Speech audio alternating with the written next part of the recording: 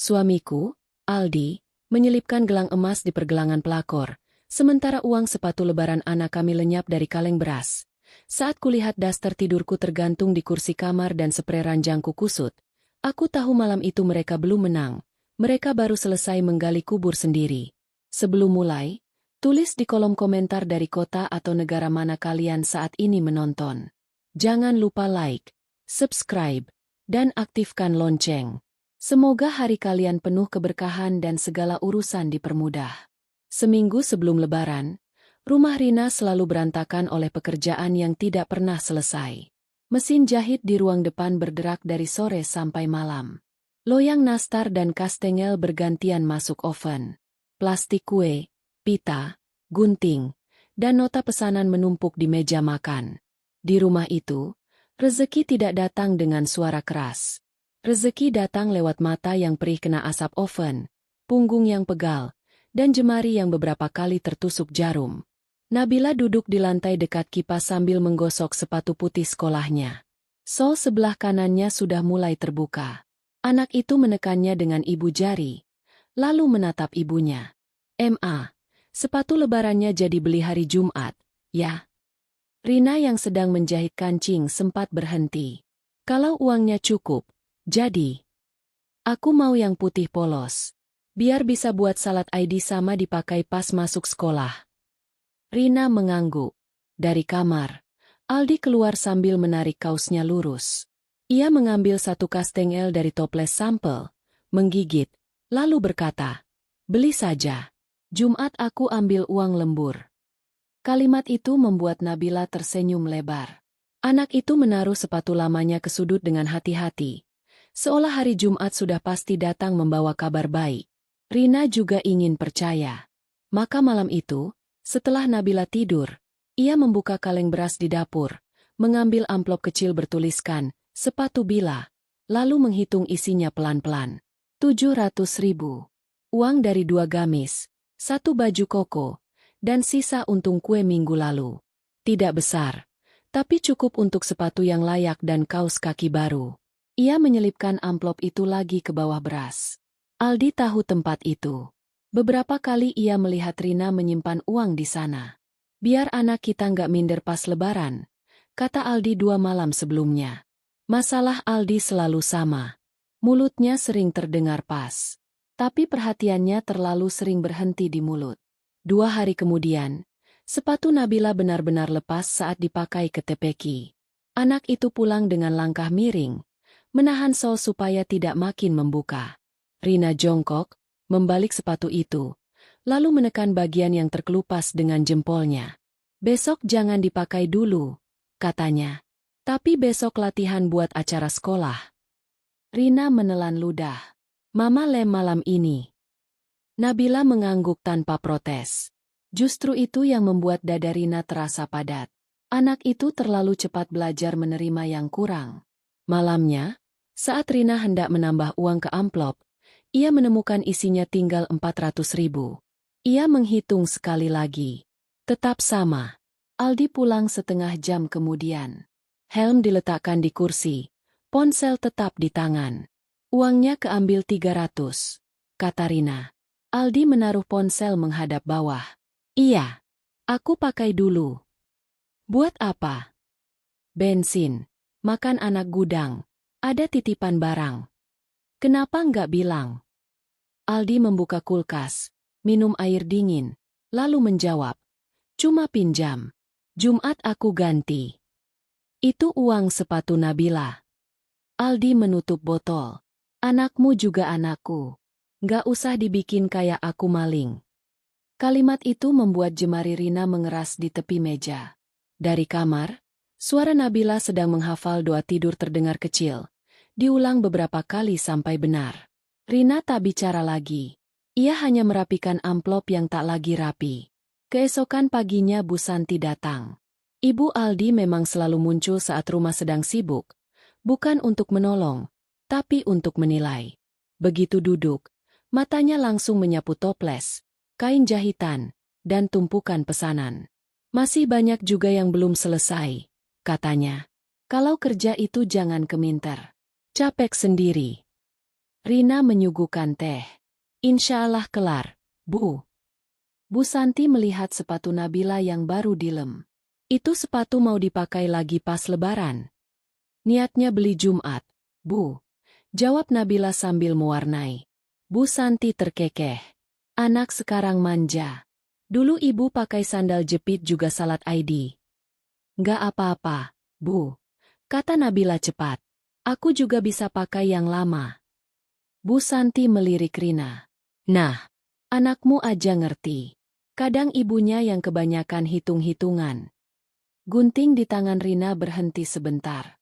Setelah itu baru bergerak lagi. Siang harinya, Aldi pulang sebentar mengambil map. Ia bergerak tergesa, tapi saat lewat dekat Rina, ada bau parfum manis yang asing menempel di bajunya. Bukan bau gudang, bukan rokok, bukan sabun rumah. Rina diam. Malamnya, saat mengangkat celana Aldi dari ember cucian, sesuatu jatuh dari saku belakang. Struk toko perhiasan. Gelang wanita. 1 PCS harga Rp685.000. Tetes air dari keran menghantam dasar ember satu-satu. Rina menatap angka itu lama sekali. Ketika Aldi keluar dari kamar mandi, Rina menyodorkan struk itu. Apa ini? Aldi melihat sekilas, lalu menjawab terlalu cepat. Beliin buat istri mandor. Anak buah patungan. Aku yang dititipin. Pakai uang siapa? Ya nanti diganti. Dari uang sepatu Nabila. Aldi mengembuskan napas keras. Rina, jangan bikin aku malas pulang. Itulah kebiasaan Aldi kalau terdesak. Bukan menjawab, tapi membuat rumah terdengar seperti sumber masalah. Rina menatapnya. Jumat uangnya utuh lagi. Aldi mengangguk. Ya. Tapi, ya. Darinya terlalu sering cuma jadi cara tercepat menutup mulut orang lain. Hari Jumat datang. Uang lembur tidak pernah datang. Ponselnya sulit dihubungi. Kalaupun tersambung, jawabannya cuma, masih di gudang. Atau, lagi bongkar barang. Menjelang maghrib, Rina dan Nabila berdiri di toko sepatu dekat pasar. Nabila menempelkan jari ke kaca, menatap sepatu putih dengan garis abu tipis. Yang itu bagus. MA. Rina menghitung uang di dompet. 400.000 sisa amplop, ditambah 150.000 dari setoran kue sore itu. Masih kurang untuk sepatu yang awet. Mereka pindah ke rak yang lebih murah. Ada satu yang ukurannya pas, tapi sempit sekali. Nabila mencobanya, berdiri di depan cermin, lalu berbisik. Ini sakit sedikit. Rina langsung menggeleng. Jangan yang ini. Yang tadi aja, MA. Harganya belum cukup. Nabila diam. Ia melepas sepatu itu sendiri, menaruhnya rapi ke kotak, lalu memakai lagi sepatu lamanya yang sudah dilem. Ujung solnya kembali menganga sedikit, dan anak itu buru-buru menekannya dengan kaki satunya. Di toko yang terang, di antara orang tua lain yang memilih sandal baru untuk anak mereka, Rina berdiri dengan punggung kaku dan dompet yang terasa terlalu ringan. Saat keluar, Nabila menggenggam kantong kecil berisi kaos kaki murah. Nggak apa-apa, MA. Minggu depan juga boleh. Rina hanya mengangguk. Di trotoar pasar, suara sandal Nabila terdengar seret. Malamnya Aldi pulang dengan wajah segar. Bu Santi masih di rumah. Nah, udah pulang, kata Bu Santi. Tadi Rina ngambek gara-gara sepatu. Aldi meletakkan kunci. Loh, belum beli. Uangnya belum kamu ganti, jawab Rina. Bu Santi mendecak. Masa segitunya? Anak kecil paling dipakai 2 kali. Nabila berdiri di pintu dapur. Kaos kaki baru masih di tangan. Aldi membuka dompet, mengeluarkan 2 lembar 100.000, lalu menaruhnya di meja. Nih dulu. Masih kurang, kata Rina. Besok. Bu Santi menyahut. Sepatu kok dibikin kayak nyawa. Tidak ada lagi yang bicara. Bunyi sendok, piring, dan televisi terasa terlalu jelas. Besoknya, saat Rina sedang mengikat pita kastengel, ponsel Aldi yang tertinggal di sofa menyala. Nama pengirimnya, Maya Catering. Makasih gelangnya. Cantik banget di tangan. Jadi malam ini, kan? Jemari Rina berhenti. Pita di tangannya terlepas. Saat Aldi keluar dari kamar mandi, Rina sudah berdiri di dekat sofa. Maya Catering. Aldi cepat menyambar ponselnya. Partner order buka puasa. Partner order atau penerima gelang. Wajah Aldi berubah. Kamu buka ponselku. Layar itu nyala sendiri. Ya jangan dibaca. Pesannya kebaca. Aldi mencoba tetap santai. Maya bantu kirim snack ke kantor. Dia pinjam gelang buat foto produk. Punya sepupunya. Aku cuma jemput. Paham? Penjelasannya terlalu cepat dan terlalu berantakan. Justru itu yang membuat Rina tahu ada sesuatu yang sedang ditutupi. Tapi ia masih menahan. Lagi, malam minggu, Bu Santi mengadakan buka puasa keluarga kecil di rumah Rina. Bagi Bu Santi, praktis berarti menantu yang memasak semua, mencuci semua, dan diam atas semua. Saat azan maghrib terdengar, ruang tamu sudah penuh oleh kakak ipar, 2 keponakan, dan 1 tetangga Bu Santi.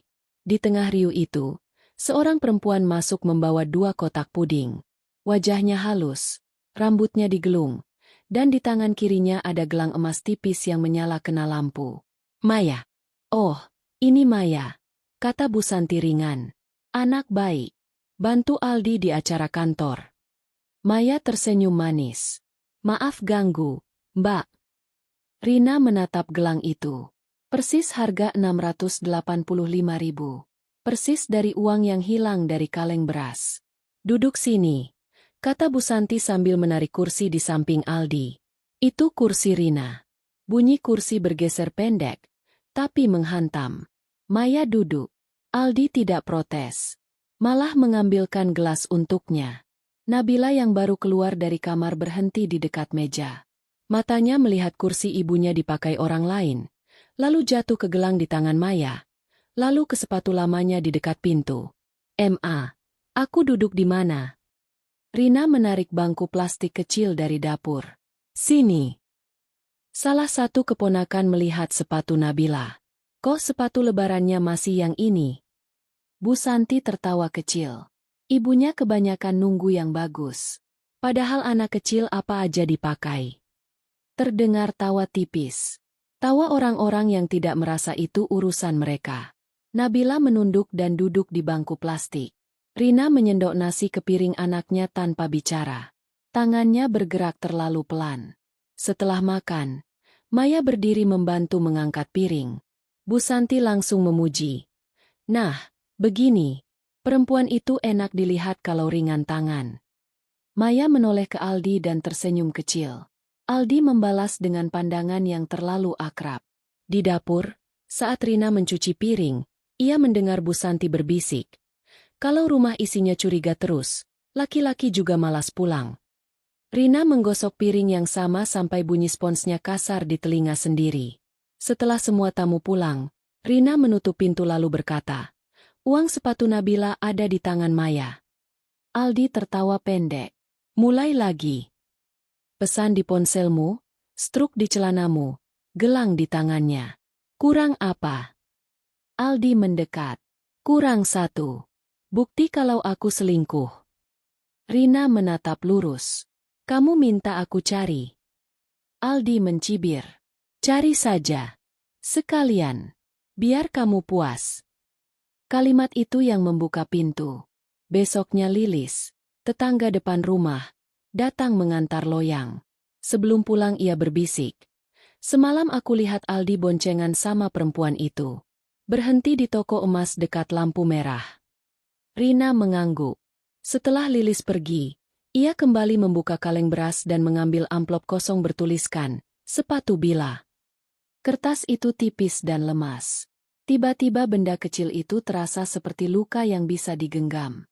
Malam berikutnya Aldi bilang ia menginap di gudang. Bu Santi datang lagi. Katanya mau bantu menempel label toples. Nabila tidur lebih cepat. Menjelang pukul 10, ponsel Rina bergetar. "Lilis. Rin, aku lihat Aldi masuk rumah." Sama perempuan itu. Bu Santi yang bukain pintu. Jantung Rina seperti turun sekali. Lalu dingin. Ia membangunkan Nabila pelan. Sayang, ikut Tante Lilis dulu di depan, ya? Setelah Nabila keluar membawa boneka kecilnya, Rina mengambil kunci cadangan dari tas jahit. Rumah gelap di depan. Tapi dari celah kamar ada garis cahaya. Begitu pintu dibuka, parfum manis itu langsung menyambut. Di ruang tamu, Bu Santi duduk menonton televisi. Kok pulang? Tanyanya. Lebih kaget karena ketahuan daripada merasa salah. Rina tidak menjawab.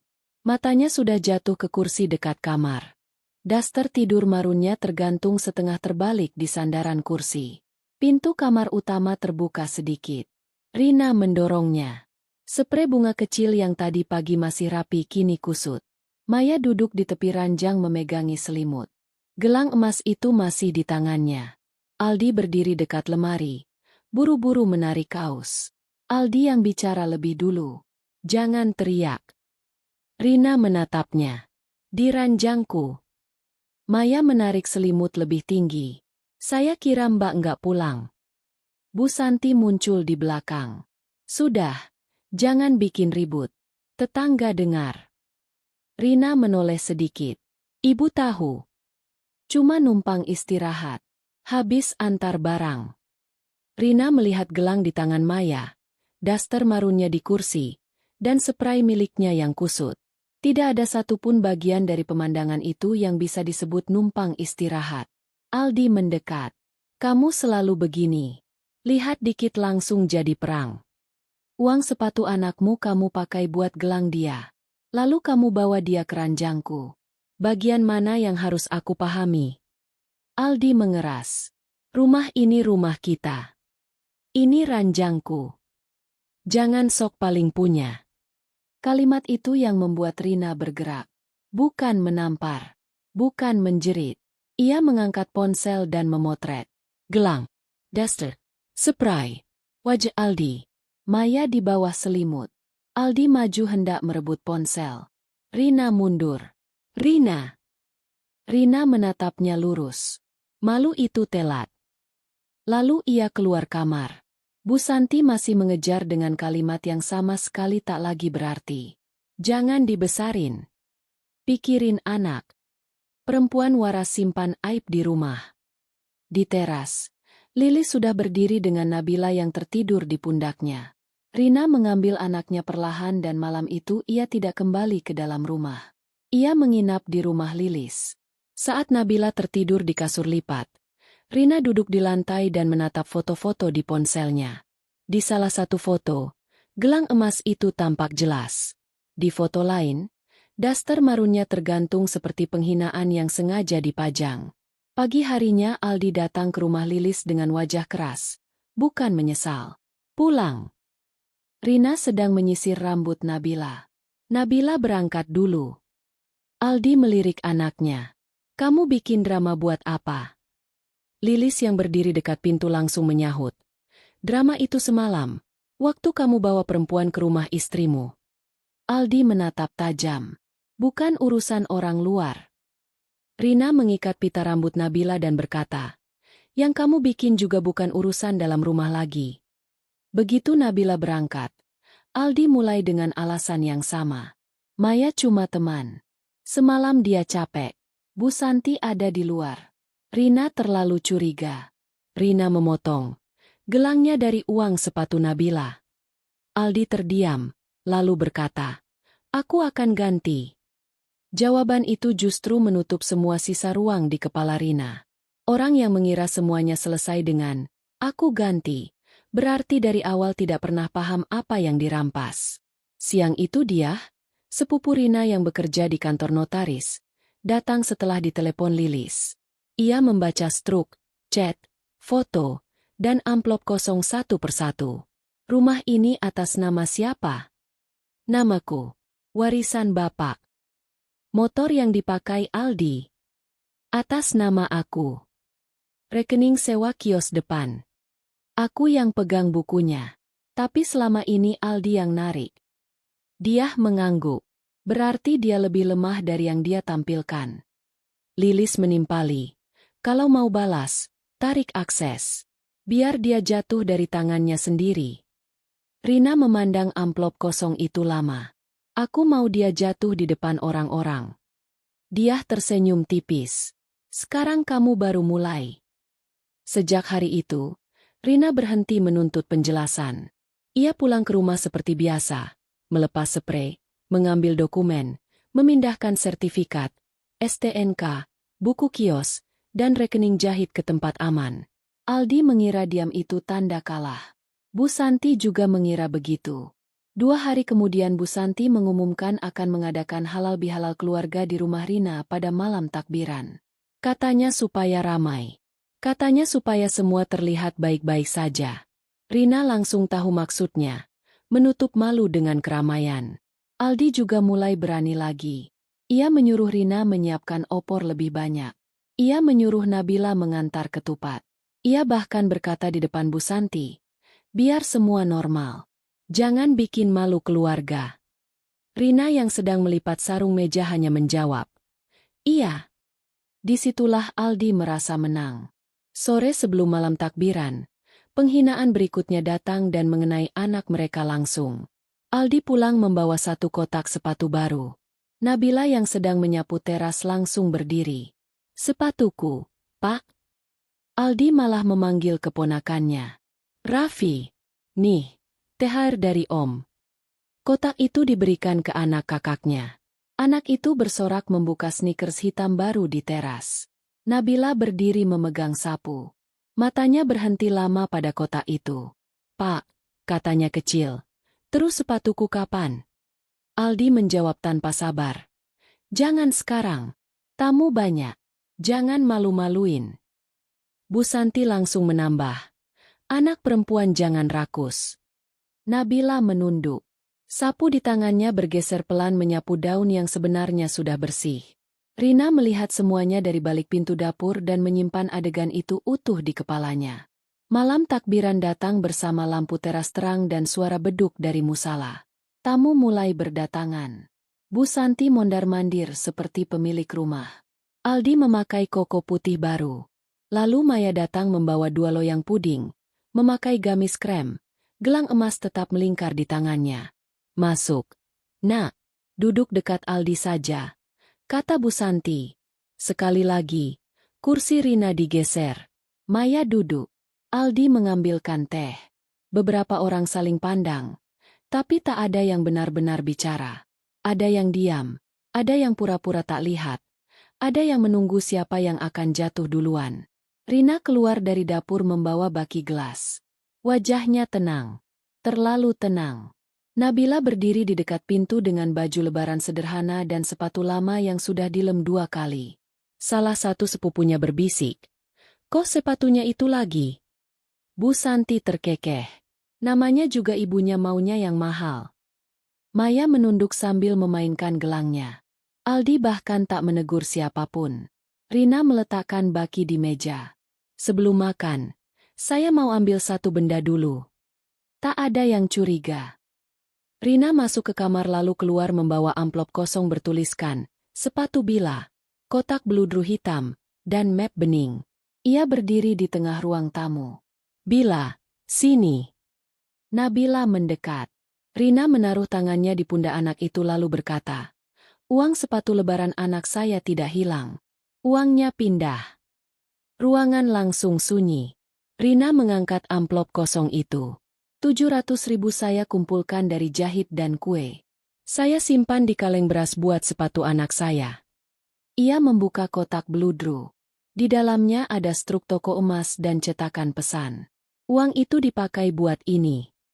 Mata semua orang jatuh ke gelang di tangan Maya.